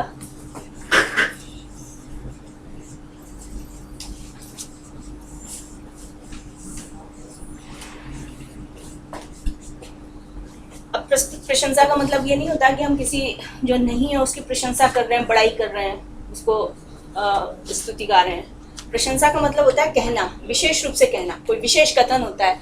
मतलब कहा तो उसको जाता है जो प्रेजेंट नहीं है, जो प्रस्तुत नहीं है, कहा उसको जाता है जो प्रस्तुत नहीं है, लेकिन उससे संबोधित उसको किया जाता है जो वहाँ प्रेजेंट होता है। तो रे रे चातक, चातक पक्षी है जिसके लिए कहा जाता है कि ये बादलों से स्वाति नक्षत्र का जल पीता है। तो रे रे चातक, अरे अरे, रे रे संबोधन के लिए है, चातक इसलिए मैंने यहाँ पर लगा दिया है ये एक्सक्लेमेशन, रे रे चातक, अरे अरे चातक सावधान मन से। अब मित्र शब्द भी चातक का ही विशेषण है, अरे अरे मित्र चातक, अरे अरे मित्र चातक सावधान मनसा, मनसा में विभक्ति तृतीया, सावधान मन से, एकाग्र मन से, क्षणम श्रूयताम, क्षणम थोड़ा जरा जस्ट मिनट, तो क्षणम श्रूयताम, थोड़ी सी देर के लिए तो सुन लो। अरे अरे मित्र चातक सावधान मन से थोड़ी सी बात सुनो। अब यहाँ पर श्रूयताम आगे है तो इसको हम ऐसे भी लिख सकते थे, श्रूयताम, या माँ यहाँ से हटाकर इसको डैश लगाते थे और यहाँ पर मम्बोदा, ठीक है ना। तो संधि विच्छेद करके मैंने लिखा था। तो श्रूयताम, यदि संधि विच्छेद करके लिखते हैं तो इसको हलंत कर देना है। तो श्रूयताम अम्बोदा, उसको समझने के लिए मैंने पहले संधि विग्रह कर दिया है। अम्बोदाह, अम्बु जल को कहते हैं, अम्बु जलम ददाती, जितने भी जल के पर्यायवाची हैं, संस्कृत में, हिंदी में भी प्राय हम ले लेते हैं। तो जितने भी जल के पर्यायवाची हैं उनमें यदि द लगा देते हैं तो वो बादल के पर्यायवाची बन जाते हैं, यदि धी लगा देते हैं तो वो समुद्र के पर्यायवाची बन जाते हैं, और यदि ज लगा देते हैं तो कमल। जैसे जल, नीर, पय, अम्बु, और भी कोई याद आ रहा हो तो इसमें आप देखिए जलज, जलधि, जलद, जलज कमल, जलधि सागर, जलद बादल, पयोद, पयोज, पयोधी, पयोधी सागर को कहते हैं, पयोज कमल को कहते हैं, और पयोद बादल। अम्बुद, अम्बुज, अम्बुधि, अम्बुधि सागर बन जाता है, अम्बुद बादल और अम्बुज कमल। तो प्राय ज्यादातर हमारे ऐसे पर्यायवाची हैं जो धी धारण करना इस अर्थ में है, द ददाती, दा धातु है, देना अर्थ में है, तो जो जल को देता है वो बादल, और जन धातु है, उत्पन्न होना, तो जो जल में उत्पन्न होता है वो कमल। तो अम्बोदा यानी बादल, वह ही संति, वह ही संति, बादल बहुत से हैं। सर एक चीज छूट गई है यहाँ पर, वह वो ही संति गगने, मेरे ख्याल पुस्तक में गगने होगा, गगने। हाँ, गगने। अम्बोदा वह वो ही संति गगने, गगन में, आकाश में बादल बहुत से ही हैं। ही निश्चयेन अवधारण कर रहे हैं, हाँ, निश्चय से ही आकाश में बादल तो बहुत हैं। सर्वेपि नैतादृशा, सर्वे अपि सभी, सर्वेपि सभी, न एतादृशा ऐसे नहीं है, सभी ऐसे नहीं है। ऐसे नहीं है से तात्पर्य जैसा तो चाहता है वैसे नहीं है। तो अम्बोदा बहवह ही संति बहवह, उसको आप विसर्ग कर देंगे, संधि विच्छेद करेंगे तो अम्बोदा, अम्बोदाह बादल, यहाँ पर बा के कारण आ इधर है, उसके बाद विसर्ग ब है तो विसर्ग का लोप हो गया है। तो अम्बोदाह वह ही गगने संति, गगने वह अम्बोदा संति ही, निश्चय से ही आकाश में बहुत से बादल हैं। सर्वेपि न एतादृशाः, न एतादृशा वृद्धि संधि, न एतादृशा, एतादृशा सर्वे न संति, सभी ऐसे नहीं होते हैं। केचित् वृष्टिभिरार्दयन्ति वसुधाम, केचित् अम्बोदाः, कुछ बादल, कुछ बादल वृष्टि भी, वर्षाओं से, वृष्टि जलधाराओं से, वर्षाओं से, वसुधाम आर्द्रयन्ति, वसुधा को, पृथ्वी को गीला कर देते हैं, तृप्त कर देते हैं। आर्द्र करना, सराबोर कर देते हैं। तो केचित् वृष्टि भी वसुधाम आर्द्रयन्ति, कुछ तो वर्षाओं से, जलधाराओं से वसुधा को, पृथ्वी को आर्द्र कर देते हैं, गीला कर देते हैं, तर कर देते हैं। गर्जन्ति केचित् वृथा, केचित् अम्बोदाः वृथा गर्जन्ति, व्यर्थ ही गरजते रहते हैं, और कुछ बादल तो व्यर्थ ही गरजते रहते हैं। तो यम यम पश्यसि, अर्थ कीजिए, यम यम पश्यसि, जो जो तुम देखते हो, यम जिसको जिसको पश्यसि देखते हो, यानी जिस जिस बादल को तुम देखते हो। हमने तुम कहाँ से लगा लिया? पश्यसि से, हमारी मध्यम पुरुष की क्रिया है तो मध्यम पुरुष का ही हमने कर्ता लिया। तो त्वं पश्यसि, यम यम त्वं पश्यसि, अरे चातक तुम जिस जिस को देखते हो, तस्य तस्य पुरतः, उसके पुरतः सामने, पूरा सामने, उसके सामने, दीनम वचः मा ब्रूहि, अर्थ क्या हुआ? दीनम वचः, दीन की तरह, दीनता पूर्ण वचन, माँ ब्रूहि, मत बोलो। जिस जिस को देखते हो, जिस जिस बादल को उमड़ते घुमड़ते देखते हो, तो यम यम पश्यसि तस्य तस्य पुरतः, जिस जिस को देखते हो उसके सामने दीनता पूर्वक वचन मत कहो, यानी याचना मत करो। कारण क्या है कि कुछ तो वृष्टि से वसुधा को आर्द्र करते हैं और कुछ गरज कर रह जाते हैं। चातक क्या सुन सकता है? चातक तो नहीं सुनेगा। मित्र कहना भी उसके लिए निरर्थक ही है। तो इसका मतलब ये प्रस्तुत नहीं है, अप्रस्तुत है। इस अप्रस्तुत को कथन करके, इस अप्रस्तुत का कथन करके जो प्रस्तुत कौन हो सकता है? कोई याचक, जिसको भी धनी देखता है उसी के आगे हाथ फैलाने लगता है। तो ऐसे याचक को संबोधित किया गया है। तो प्रस्तुत तो याचक है लेकिन संबोधन उसको नहीं है। अप्रस्तुत चातक है लेकिन संबोधन उसको है। ये विशेष प्रकार से कथन किया गया है, इसको अप्रस्तुत प्रशंसा कहते हैं। कथन अप्रस्तुत को किया जा रहा है लेकिन लक्ष्य उसका प्रस्तुत है। इसी को व्यंजना भी कह देते हैं। कुछ बहुत सुंदर होते हैं तो ये ध्वनि काव्य बन जाता है व्यंजना। व्यंजना से मतलब सीधे सीधे यदि कह देते तो हो सकता है तू कौन होता है मुझे उपदेश देने वाला, ऐसा भी कह देता है ना। तो हमें उपदेश देने वाले कौन होते हो? तो अन्योक्ति के माध्यम से इसको कहा।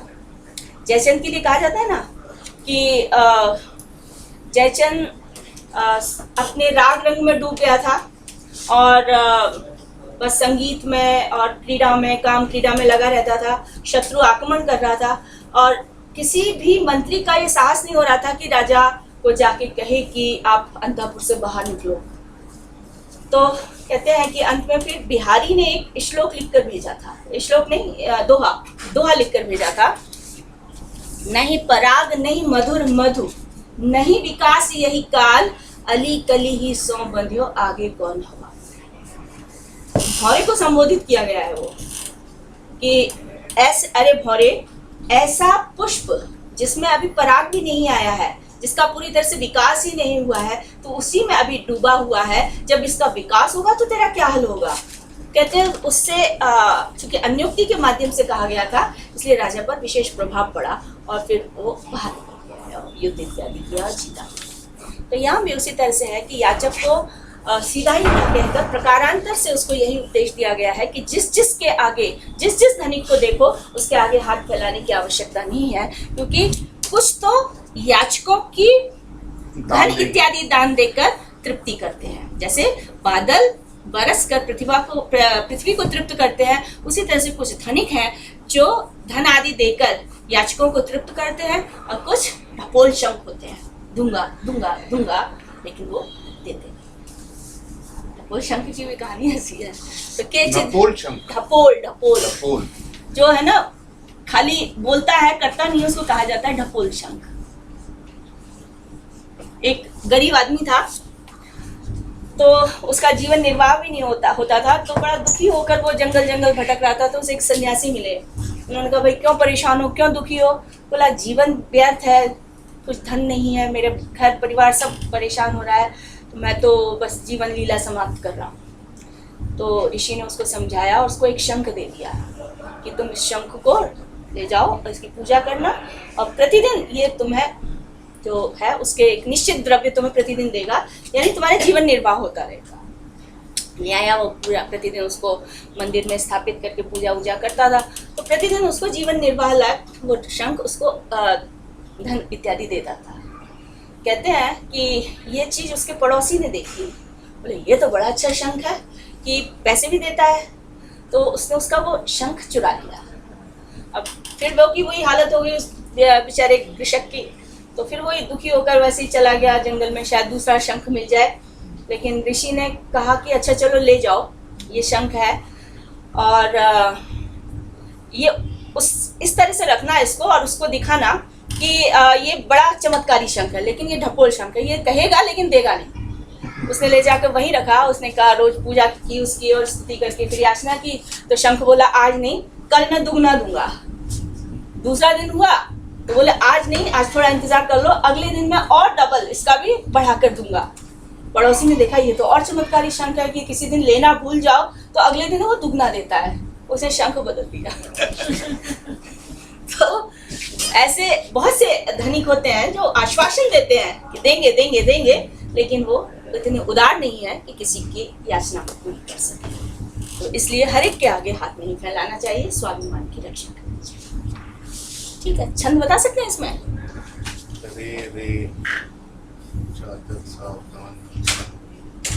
संख्या गिन लीजिए कितनी है तो आप पहचान लेंगे, यगन मगन लगाने की जरूरत भी नहीं है। ये शार्दुल शार्दुली है, शार्दुल में 19 वर्ण होते हैं, 19 वर्ण का शार्दुली सबसे प्रचलित है छंद, तो जहाँ भी 19 वर्ण मिल जाए तो वो शार्दुल है।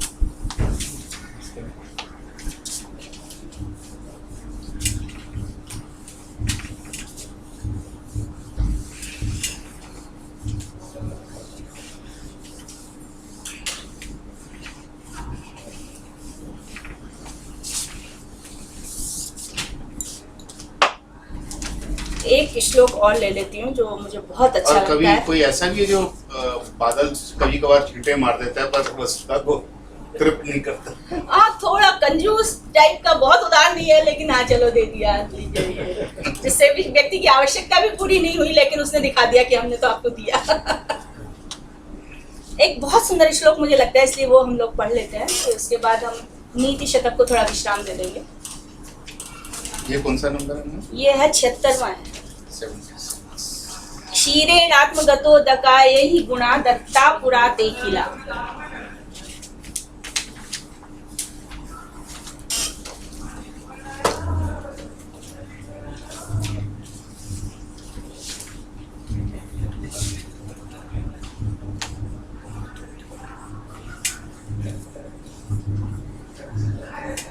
79 कहीं पे 78 उसके आसपास 6 होगा, से हाँ, ऐसे ही होगा। हर में अलग अलग है।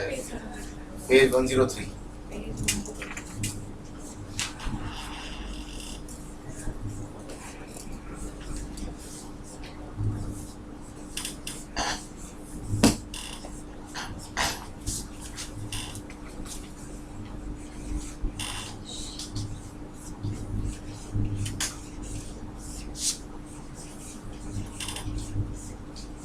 मैडम सबके पास नहीं अंदर है सबके पास है सट के पास मुझे लगता है शायद। क्षीरोत्तापमवेक्ष तेन पयसा स्वात्मा कृशानौ। जिनके पास है वो पढ़ें इसको एक बार जोर से उच्चारण से, तब तक मैं लिख लूंगी। आप पढ़िए सर। क्षीरे गतोदकाय ई गुणा दत्ताः पुरा ते किला क्षीरे तापमवेक्ष्य तेन पयसा स्वात्मा कृशानौ उतः गन्तुं पावक मुन्मनस्तद्भवद् दृष्ट्वा तु मित्रापदं युक्तं तेन जलेन शाम्यति सतां मैत्री पुनस्त्विदृशी। काफी हद तक सही है, थोड़ा दशरा मशरा है, ज्यादा गंतुम पावक मुन मनस तद भवद दृष्ट्वा तु मित्रापदम युक्तम तेन जलेन शाम्यति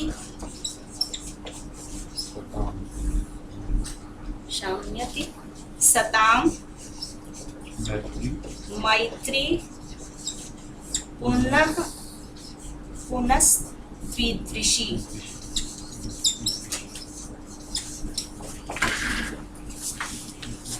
प्राय ये सीन घर में हम लोग देख लेते हैं। इसमें दूध और पानी की मित्रता को केंद्र बना के कहा है कि क्षीरेण आत्मगतोदकाय हि गुणा दत्ता पुरा ते खिलाः। क्षीरेण दुग्धेन, क्षीरेण पहले अलग कर लें क्योंकि थोड़ा इसमें लंबे शब्द हैं। क्षीरेण आत्मगत उदकाय आत्मगतोदकाय हि गुणाः दत्ताः पुरा ते अखिलाः। तृतीय व्यक्ति का एक वचन है क्षीरेण, क्षीर के द्वारा, दूध के द्वारा आत्मगत स्वयं के गुणाः गुण, पुरा माने पहले, ते खिला वे सारे गुण, पुरा पहले वे सारे गुण उदकाय दत्ता जल को दे दिए गए। जब दूध में पानी मिलाया गया तो दूध के जो गुण थे, सफेदी, मधुरता, वो सारे गुण उसने क्या किए, जल को दे दिए, पानी को दे दिए। उदक जल, क्षीर दूध। क्षीर ने पहले अपने वे सारे आत्मगत गुण आत्मगत उदकाय, ऐसा जल जो आत्मगत है यानी क्षीर के साथ मिल गया है, दूध के साथ मिलाया गया है। तो दूध ने पहले वे सारे गुण आत्मगत उदक के लिए दे दिए, जल को प्रदान कर दिए। तो मैत्री में दुराव नहीं होता, छिपाव नहीं होता, तो सारे गुण उसने दूध को समर्पित किए। फिर क्या हुआ, दूध में जब पानी मिलाया फिर उसको चूल्हे पर चढ़ाया, गर्म करने के लिए रख दिया पात्र में। तो क्षीरोत्तापम अवेक्ष्य, जो मित्र बनाया गया था, जिसको अपने गुण दिए गए थे, उसने देखा, क्या देखा, क्षीरोत्तापम, क्षीर का उत्ताप, दूध का उबलना।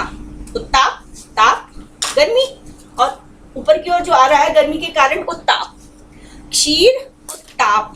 तो क्षीरोत्तापम अवेक्ष्य, अवेक्ष्य देखकर, क्षीर के दूध के उबलने को देखकर, तेन पयसा, उस जल ने जो आत्मगत हुआ, मिला हुआ था, तेन पयसा, उस जल के द्वारा क्या किया गया, स्वात्मा, अपनी आत्मा, अपना जीवन, कृशानौ होता, आग में झोंक दिया। उबाल आया तो उसका जो पानी का अंश है वो अग्नि में गया। उसने क्या किया, आग को बुझाने का प्रयास किया कि मेरे मित्र पर इतना ताप आया है, मेरा मित्र संतप्त हो रहा है, ये देखकर उस जल ने अपने को ही आग में झोंक दिया।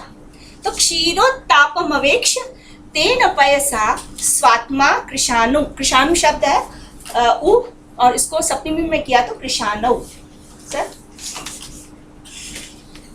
तो क्षीरोत्तापम अवेक्ष, क्षीरोत्तापम अवेक्ष देखकर, इसमें प्रत्यय ल्यप करके अर्थ में, क्षीर के उत्ताप को देखकर उस जल ने अपनी आत्मा, अपना जीवन आग में हुत कर दिया, समर्पित कर दिया।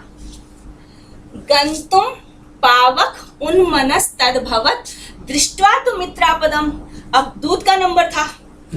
गंतुम पावकम, पावक की ओर जाते हुए, पावकम अग्नि की, आग की ओर जाते हुए, मित्रापदम दृष्ट्वा अपने मित्र की विपत्ति को देखकर, उन्मना कहना उन्मना हो गया, खिन्न हो गया, अनमना होकर गंतुम पावक, वो पावक की ओर चल पड़ा। दूध फिर उठना, ये मेरा मित्र आग में पड़ा है तो मित्र से मिलने के लिए दूध भी वहां पर चल पड़ रहा है। तो गंतुम पावकम उन्मनस तद्भवत दृष्ट्वा तु मित्रापदम, मित्रापदम मित्रस्य आपदम, मित्र की विपत्ति को देखकर, उन्मनः खिन्न होकर, पावकम गंतुम अभवत, वो अग्नि की ओर चलने के लिए तैयार हो गया, आग में चलने के लिए, आग में कूदने के लिए वो तैयार था। फिर क्या किया, युक्तम तेन जलेन, जब दूध उफन रहा हो तो उसमें पानी की छींटे डालते हैं तो वो बैठ जाता है। तो तेन जलेन युक्तम, ऐसे आग की ओर गमन करने के लिए तत्पर, उस जल से युक्त कर दिए जाने पर, तेन जलेन युक्तम, जैसे ही उसको जल से जोड़ दिया गया, यानी मित्र को उससे मिला दिया गया, शाम्यति, शांत हो जाता है, वैसे ही दूध शांत हो जाता है। सताम मैत्री पुनः तु ईदृशी, सज्जनों की मित्रता है वो तो ऐसी ही होती है। सताम मैत्री पुनः ईदृशी, सज्जनों की इसी प्रकार की मैत्री होती है, क्योंकि वह मित्र की विपत्ति को देख नहीं सकते हैं और मित्र की विपत्ति को शांत करने के लिए या दूर करने के लिए, किसी भी सीमा तक विपत्ति उठाने के लिए वो स्वयं तैयार हो जाते हैं। तो मुझे बड़ा सुंदर पद्य लगता है ये, तो इसका लोभ नहीं मैं समाप्त कर पाई, मुझे लगा आपको बताना चाहिए। तो छंद आप इसमें परिचित, आपका परिचित है, कौन सा? शार्दूल।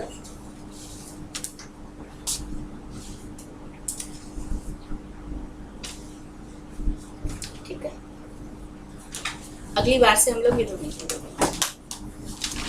नीति करेंगे,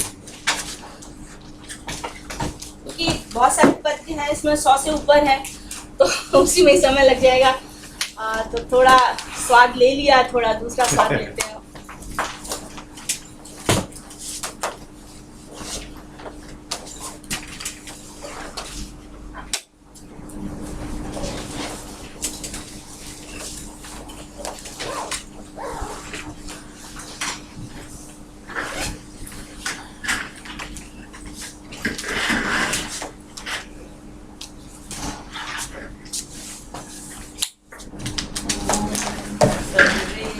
भवन्तु सुखिनः, सर्वे सन्तु निरामयाः, सर्वे भद्राणि पश्यन्तु, मा कश्चित् दुःखभाग् भवेत्। ॐ शान्ति शान्ति शान्तिः।